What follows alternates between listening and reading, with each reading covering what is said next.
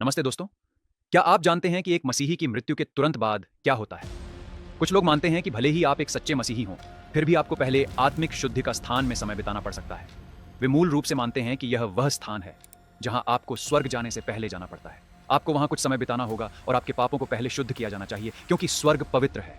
यदि आप अभी भी पापी हैं तो आप वहां नहीं जा सकते और फिर आपकी मृत्यु हो गई। लेकिन क्या बाइबल यही सिखाती है? इस प्रश्न का उत्तर देने के लिए हमें 5 चीजों को देखने की जरूरत है। और पहली बात यह है कि पवित्र बाइबल इस स्थान, आत्मिक शुद्धि का स्थान के बारे में क्या कहती है। यह नंबर 1 है। अब आप किसी भी प्रकार की बाइबल, किसी भी अनुवाद का अध्ययन कर सकते हैं। आप मूल यूनानी और इब्रानी भाषा पर वापस जाते हैं और जब आप उस शब्द आत्मिक शुद्धि का स्थान को खोजेंगे तो वह आपको नहीं मिलेगा। यह वहां नहीं है। इसीलिए अब आपको खुद से पूछना होगा कि यह कहां से आता है, क्योंकि मसीही होने के कारण हम उस पर विश्वास करते हैं जो मसीह सिखाते हैं और उनके पहले के भविष्यद्वक्ता बाइबल। और यदि उन्होंने ये नहीं सिखाया तो फिर ये कहां से आता है? ये हमें नंबर 2 पर ले जाता है। आत्मिक शुद्धि का स्थान एक ऐसी शिक्षा है जो मुख्य रूप से रोमन कैथोलिक परंपरा में पाई जाती है। यह यीशु मसीह और प्रेरितों के सैकड़ों साल बाद आया। उन्होंने इसे नहीं सिखाया। इसलिए मैं जो करने जा रहा हूं वह यह है कि मैं चाहता हूं कि आप यहां समय रेखा पर मेरे साथ चलें। 3री शताब्दी में शुरुआती कलीसिया के कुछ मसीही जैसे ओरिगन, उन्होंने मृत्यु के बाद एक शुद्ध करने वाली आग के बारे में अटकलें लगानी शुरू कर दी, लेकिन यह बिल्कुल भी आधिकारिक सिद्धांत नहीं था। अब 4वीं से 5वीं शताब्दी की ओर चलते हैं। हिप्पो के ऑगस्टीन, उन्होंने मृत्यु के बाद शुद्धिकरण की संभावना का सुझाव दिया, हालांकि उन्होंने स्वीकार किया कि यह विचार अनिश्चित था। ईसवी की 6ठी शताब्दी, यह लगभग 593 ईस्वी के आसपास था। पोप ग्रेगरी, उन्होंने मृत्यु के बाद शुद्धिकरण के विचार को बढ़ावा दिया, जिसने इस अवधारणा को पश्चिमी कलीसिया में व्यापक रूप से फैलने में मदद की। यहां रुकें, क्योंकि 2 महत्वपूर्ण बातें आपको जानने की जरूरत है। नंबर 1, यह पश्चिम की कलीसिया में था, पूरी दुनिया की नहीं।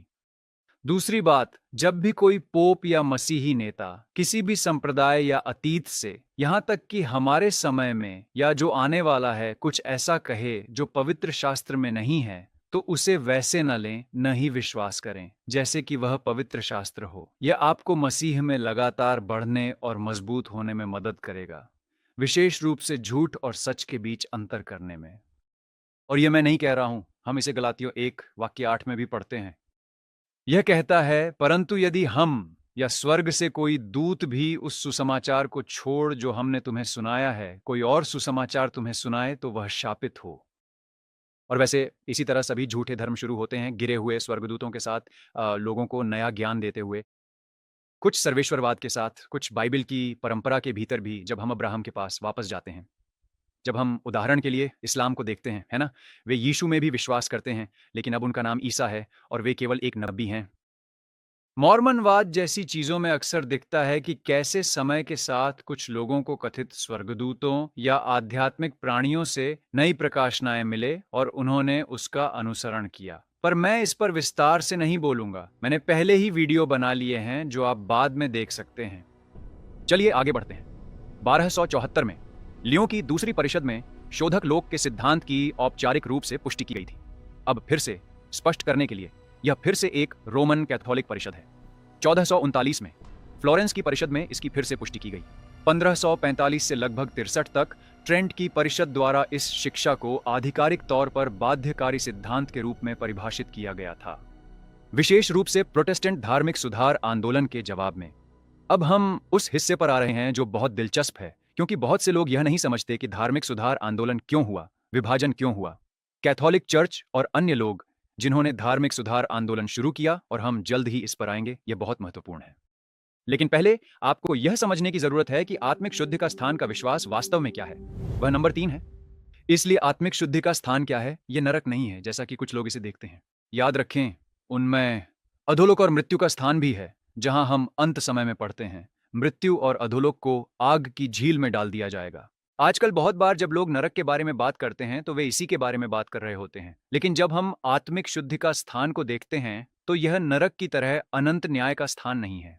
ये एक ऐसी जगह है जहां लोग अपने पापों से शुद्ध होने के लिए थोड़े समय के लिए जाते हैं, विशेष रूप से अपनी प्राण, और फिर जब वह हो जाता है तो वे अब स्वर्ग में जा सकते हैं। यही इन लोगों का मानना है और हम इसे देखते हैं, खासकर यहां अमेरिका में फिल्मों के साथ। यह विशेष रूप से मध्य युग के दौरान था, लगभग 1000 से 1500 ईस्वी तक, कि आत्मिक शुद्धि का स्थान की यह शिक्षा पश्चिमी चर्च में व्यापक रूप से प्रचारित हुई। इसलिए विचार यह है, जो समय के साथ विकसित हुआ, कि जीवित लोग प्रार्थनाओं, मिस्सा और दान के कार्यों के माध्यम से आत्मिक शुद्धि का स्थान में प्राणों को स्वर्ग में तेजी से पहुंचने में मदद कर सकते हैं। इसलिए कुछ प्रचारकों ने चर्च को दिए जाने वाले दान को दंड मोचन से जोड़ दिया, यह दावा करते हुए कि यह आत्मिक शुद्धि का स्थान में आत्मा का समय को कम कर सकता है। इसे बढ़ावा देने वाले सबसे प्रसिद्ध लोगों में से एक जोहान टेटजेल थे। वे इस उद्धरण के लिए बहुत प्रसिद्ध थे और वे कहा करते थे, जैसे ही दान पेटी में सिक्का गिरकर आवाज करता है, आत्मिक शुद्धि का स्थान में से आत्मा मुक्त हो जाती है। अब निश्चित रूप से यह शिक्षा अत्यंत दुष्ट है। कल्पना कीजिए कि आपके प्रियजनों में से एक की मृत्यु हो जाती है। अब आप पैसे देना चाहते हैं ताकि वे आत्मिक शुद्धि का स्थान से स्वर्ग जा सकें। पैसे न होने पर आप सोचते हैं वे आत्मिक शुद्धि का स्थान में दुख भोग रहे हैं। लेकिन मैं जल्दबाजी नहीं करना चाहता, हम इसके बारे में थोड़ा और बात करेंगे। इसीलिए ये प्रथाएं वे प्रमुख मुद्दों में से एक बन गईं जिन्होंने प्रोटेस्टेंट धार्मिक सुधार आंदोलन को जन्म दिया। इसलिए 1517 में मार्टिन लूथर ने अपने 95 शोधों में दंड मोचन की बिक्री को सार्वजनिक रूप से चुनौती दी। इसलिए मुझे यहां आपको यह समझाने के लिए कुछ समय लेने दें, क्योंकि बहुत से लोग नहीं समझते कि धर्म सुधार के समय क्या हुआ था। मार्टिन लूथर वह एक पादरी थे और वह परमेश्वर के प्रति गंभीर थे। जब उन्होंने पाप किया तो उन्हें इसके बारे में बहुत बुरा लगा। मेरा मतलब है, उन्होंने खुद को मारा और खुद को दंड भी दिया, जब तक कि उन्होंने वास्तव में खुद बाइबल का अध्ययन अच्छा नहीं किया और उन्होंने पढ़ा कि हम केवल अनुग्रह से, विश्वास के द्वारा उद्धार पाए जाते हैं। इसलिए यह कार्यों की बात नहीं थी। इसलिए उनकी पहली असहमति यहीं से शुरू हुई। पवित्र शास्त्र के अध्ययन से उन्हें लगा कि आत्मिक शुद्धि का स्थान के लिए पैसे देना बाइबल के विरुद्ध है। फिर उन्होंने और अध्ययन किया और इसीलिए उन्होंने वह पूरा शोध प्रबंध लिखा। वह क्या था? 95। और उन्होंने उसे चर्च के दरवाजे पर लगा दिया। फिर उसके बाद उनके और उनके जैसे बहुत से लोगों के लिए बहुत सारी मुसीबतें शुरू हो गईं, क्योंकि वे बाइबल को आम लोगों के लिए उनकी अपनी भाषा में पढ़ने के लिए उपलब्ध कराना चाहते थे।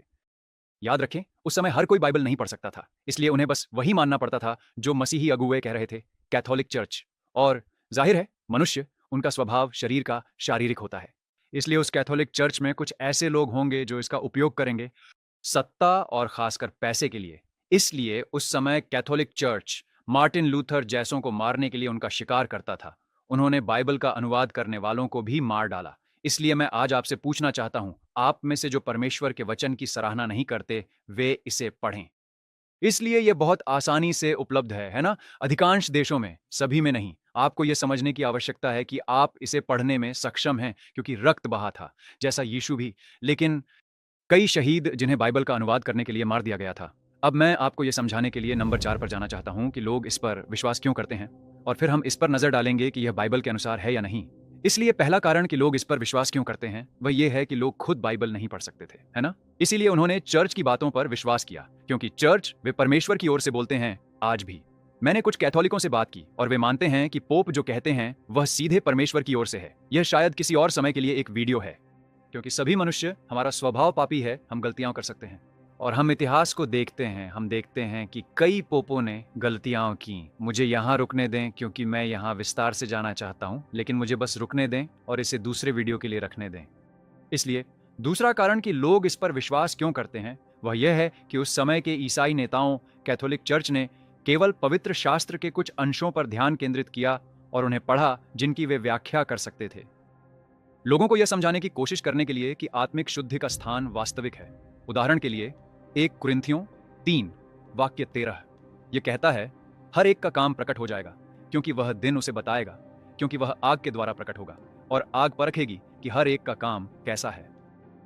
यदि किसी का काम जो उसने नींव पर बनाया है बना रहे, तो वह प्रतिफल पाएगा। यदि किसी का कार्य जल जाए तो वह हानि उठाएगा, यद्यपि वह स्वयं उद्धार होगा, परंतु आग के द्वारा ही। इसलिए कुछ लोग इस वाक्य की व्याख्या करेंगे और कहेंगे, अच्छा, इसका शायद मतलब है आत्मिक शुद्धि का स्थान। शायद वे पहले स्वर्ग या नरक नहीं जाते और वे आत्मिक शुद्धि का स्थान नामक इस क्षेत्र में जाते हैं जो उन्होंने बनाया है ना? कि आप जाते हैं और अब आप शुद्ध किए जा रहे हैं और आग से आपकी परीक्षा ली जा रही है। लेकिन जब आप इसे संदर्भ में पढ़ते हैं तो यह इसके बारे में बिल्कुल भी बात नहीं कर रहा है। यह मसीहियों के लिए बीमा न्याय के बारे में बात कर रहा है कि हमारे पुरस्कारों के लिए हमारा न्याय कैसे किया जाएगा। बीमा यहाँ ग्रीक शब्द है, अविश्वासी का न्याय किया जाएगा, है ना? और वे अनंत आग, अनंत अंधकार में जाएंगे, लेकिन विश्वासियों का भी हमारे पुरस्कारों के लिए न्याय किया जाएगा। इसलिए ये लोग पहले से ही उद्धार पा चुके हैं। वे जो दूसरा वाक्य उपयोग करते हैं वह मत्ती 12 वाक्य 32 है। यह कहता है, जो कोई पवित्र आत्मा के विरुद्ध बोलेगा उसे क्षमा नहीं किया जाएगा, न इस युग में और न आने वाले युग में। इसलिए बाइबल कभी नहीं बदलती, लेकिन लोग इसकी व्याख्या कैसे करते हैं और इसे कुछ ऐसा अर्थ देने के लिए की कोशिश करते हैं जो वे चाहते हैं, तो वे बहुत सारी व्याख्याएं कर सकते हैं। इसलिए आज इतने सारे धार्मिक समूह हैं। यह वाक्य स्पष्ट रूप से मृत्यु के बाद की बात नहीं कर रहा है कि आत्मिक शुद्धि का समय होगा। इसमें आत्मिक शुद्धि का स्थान के नाम का उल्लेख नहीं है। यह पवित्र आत्मा के विरुद्ध पाप के बारे में बात कर रहा है ना? मैंने इस पर एक वीडियो बनाया है जिसे मैं अंत में जोड़ दूंगा ताकि आप इसे पूरी तरह से समझ सकें। इसका मतलब है एक नई सृष्टि मसीही होना या नहीं। अब बाइबल में हमें एक पूर्ण चित्र दिखाई देता है। दोस्तों, आज आप सबके साथ यहां होना बहुत अच्छा लग रहा है, लेकिन मुझे एक छोटी सी मदद चाहिए, क्योंकि मुझे एहसास हुआ है कि आप में से लगभग 70 से 80% लोग ये कभी नहीं जान पाते कि मैं हर हफ्ते नए वीडियो कब अपलोड करता हूं, क्योंकि आपने हमारे चैनल्स पर नोटिफिकेशन बेल नहीं दबाई है। अगर हमारे वीडियो आपको प्रभु में बढ़ने में मदद करते हैं तो क्यों ना सब्सक्राइब बटन पर क्लिक करें अगर आपने अभी तक सब्सक्राइब नहीं किया है, और फिर ऑल यानी ALL पर क्लिक करें ताकि जब भी हम नया कंटेंट अपलोड करें आपको हमारे सभी वीडियो की सूचना मिल सके। इसी तरह आपको पता चलेगा कि नया वीडियो कब आया है और आप अब कुछ भी मिस नहीं करेंगे। आपके समर्थन के लिए धन्यवाद। मेरी टीम और मैं, हम सच में इसकी सराहना करते हैं। और जब आप यहाँ हैं तो क्यों ना हमें एक थम्स अप दें और इस वीडियो को सोशल मीडिया पर हर जगह प्रचार करें, क्योंकि इससे YouTube को लगेगा कि अरे ये एक अच्छा वीडियो है, इसे शेयर किया जा रहा है, इसलिए चलिए इसे और ज्यादा लोगों तक पहुंचाते हैं। इसी तरह आप हमारी मदद कर सकते हैं सुसमाचार को फैलाने में और मसीह के लिए और अधिक जीवन बचाने में। अब आइए आज के संदेश पर वापस चलते हैं। अब जब हम बाइबल को देखते हैं तो हमें एक पूर्ण चित्र दिखाई देता है, इसलिए हम यह जानते हैं और यह हमें नंबर 5 पर ले जाता है। आत्मिक शुद्धि का स्थान एक झूठा सुसमाचार सिखाता है। इसे हमेशा याद रखें। जब आप जानना चाहते हैं कि पवित्र शास्त्र क्या सिखाता है तो उसे संदर्भ में पढ़ें और बाइबल के अन्य वाक्यों से तुलना करें जो उसी बारे में बात करते हैं, और इसलिए आप सच्चाई समझ सकते हैं।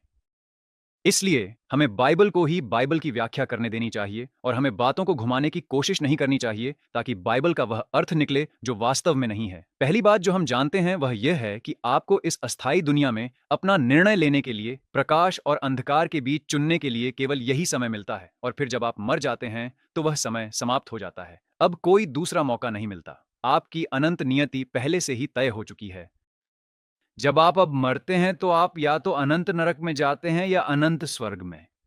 युग के अंत में परमेश्वर नया स्वर्ग और नई पृथ्वी बनाएंगे। मृत्यु और अधोलोक आग की झील में डाल दिए जाएंगे। इसलिए अभी अगर आप मरें तो आप अधोलोक में जाएंगे, मृतकों का स्थान। यदि आप मरते हैं और आप एक नई सृष्टि मसीही हैं तो आप स्वर्गलोक में जाते हैं जहां मसीह अभी हैं। यह एक भौतिक स्थान है जिसे हम जानते हैं क्योंकि बाइबल में 2 लोग ऐसे हैं जिन्हें परमेश्वर ने अपने पास बुला लिया था। इसलिए यदि आप मरते हैं तो आप आत्मिक शुद्धि का स्थान में नहीं जा रहे हैं, क्योंकि हम यह भी जानते हैं कि इब्रानियों 9:27 कहता है, मनुष्य के लिए एक बार मरना नियुक्त है और उसके बाद न्याय आता है। इसलिए हाँ, भले ही आप अभी मरें, आप अधोलोक में होंगे, है ना? या स्वर्गलोक में। और जब अंतिम न्याय आएगा सहस्राब्दी राज्य के बाद, तब एक महान न्याय होगा। वहां सफेद सिंहासन होगा, बेमा सीट, जहां परमेश्वर विश्वासियों का न्याय करेंगे, लेकिन अविश्वासियों का भी। इसलिए अगर आप अब भी अविश्वासी हैं और अभी मरते हैं तो आपको परमेश्वर के सामने पेश होना होगा, क्योंकि तब पुस्तकें खोली जाएंगी। उन्हें आपके पापों के किसी सबूत की जरूरत नहीं है, लेकिन वे उन पुस्तकों को खोलेंगे और फिर उनमें जीवन की पुस्तक नामक एक और पुस्तक है। और यदि आपका नाम जीवन की पुस्तक में नहीं लिखा है तो आप अनंत अंधकार में जा रहे हैं, जहां परमेश्वर मृत्यु और अधोलोक को लेकर आग की झील में डाल देंगे, और वह स्थान शैतान और उसके दूतों के लिए तैयार किया गया था, और आप उसके साथ वहां जाएंगे।